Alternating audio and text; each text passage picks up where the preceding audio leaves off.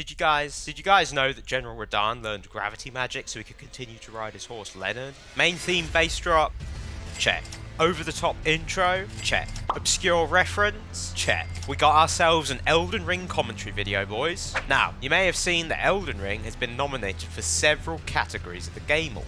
I know I was very critical towards it in my Sekiro video, but I think these nominations are well earned. However, there was one nomination the game received that has been niggling away at me. The nomination for Best Narrative. You what? Elden Ring has a story, I hear you ask? Yes, Laurie, yes it does. But surely it can't compare to the likes of Plague Tale or Horizon, let alone the juggernaut that is God of War Ragnarok. A game with no clear story. Does Elden Ring really deserve Best Narrative?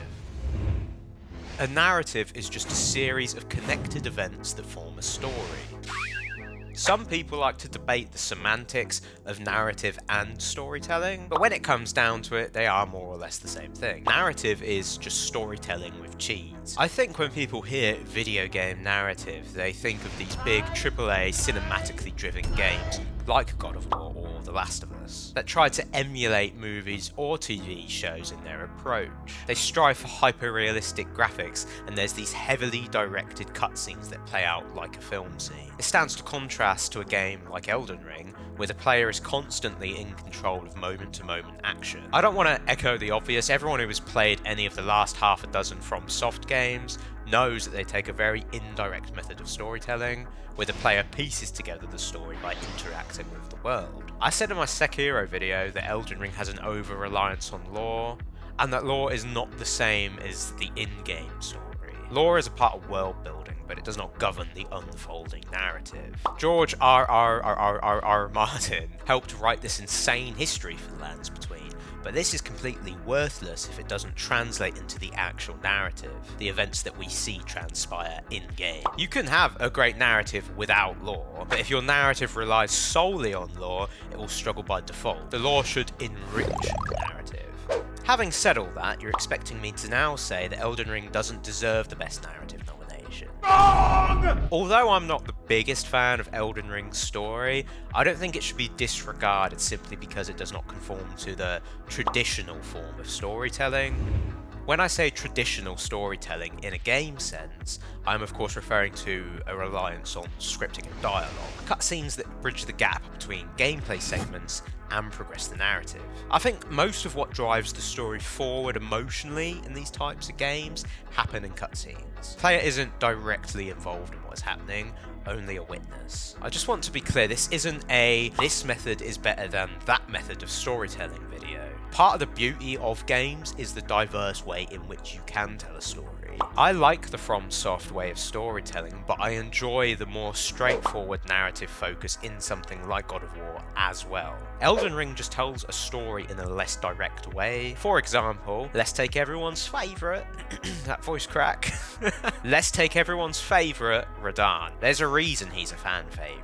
As we ride into Caelid, we can see that this place, for lack of a better word, is fucked. There's some really great story beats leading up to this fight. Before we even see Radahn, his soldiers are fighting literal hellspawn across Caelid. Compare this to the other demigods men, who do literally nothing but patrol. Even this guy's grunts are battle-hardened lunatics. You and your allies then converge at the castle for the festival. We already know that Alexander and Blythe are great warriors in their own rights. You can get Blythe to help you fight the Bloodhound Knight, and you're likely to have fought a warrior jar yourself. I mean, just look at them both. They're absolute units. The game's telling us that all these people have gathered to fight one god.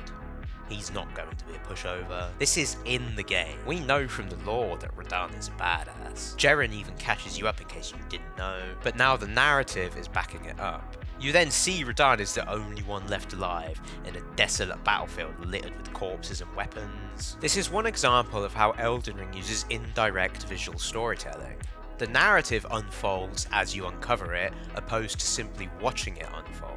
It also shows how the lore can work in conjunction with the narrative to enrich the story. The big criticism is that the story is so ambiguous it simply cannot reach the same caliber as something more direct. But the story is intentionally vague in its design to encourage discourse. details. It encourages speculation between the community about finer details. In a way, this is more effective because the story is playing on your mind long after you finish the game. From Software, or rather Miyazaki, intentionally leave aspects out to allude to greater mysteries. This isn't a new method either. In J.R.R.R.R. Tolkien's writing, he would always answer a question by leading to more questions to keep the mystery alive. And look how long his writings have endured. I think completely writing Elden Ring off for its narrative because you don't think it tells a story properly is just abhorrent. I don't think any form of media should have to conform to one way of telling a story. How boring would that be? Storytelling serves as the foundation of creativity, and I've earned my right to say it. I'm saying this as someone who prefers the more direct narrative in, say, God of War. I'm not big on the Elden Ring story either. It's like my fourth favourite Souls game. But if you judge whether or not something should be nominated based on whether it conforms to a certain style, you might as well just give up, because you're discouraging creativity when the whole point of having the awards is to celebrate it.